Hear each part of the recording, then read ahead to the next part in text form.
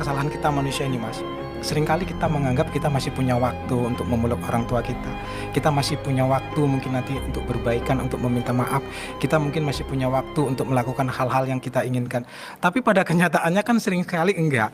Kita bisa salah paham dan waktu itu bisa aja tiba-tiba tek berhenti. Dan itu sering saya lihat orang-orang yang menyesal ketika hubungannya mungkin bisa diperbaiki, dia nggak memperbaiki keadaan, dan ketika orangnya sudah hilang, maka dia akan menjadi lebih sedihnya itu bukan karena kehilangannya, tapi ketika dia menyadari waktu yang dia punya itu nggak dia manfaatkan dengan baik. Itu yang pertama yang saya pelajari.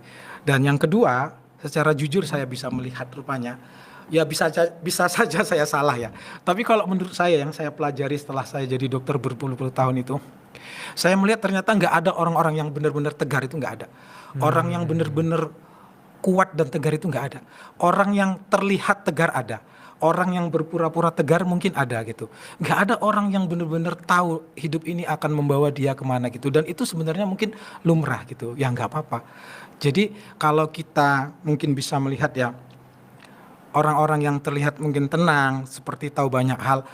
Gak tahu ya, kalau saya melihat ketika saya berhadapan, ketika dia menghadapi suatu penyakit tertentu atau kehilangan orang tertentu, akan saya bisa lihat, oh ternyata dia juga manusia biasa gitu, yang kadang-kadang kita nggak tahu struggle-nya di mana gitu.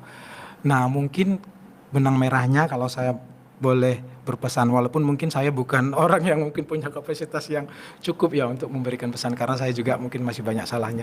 Tapi dari hal-hal itu ya, dari pengalaman-pengalaman melihat itu, saya melihat ada satu yang selalu relevan dalam hidup itu.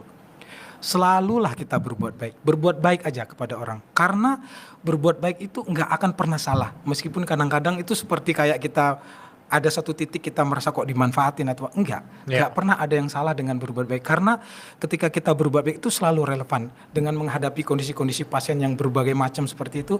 Saya pikir kita memang harus seperti itu karena kita nggak tahu nih hidup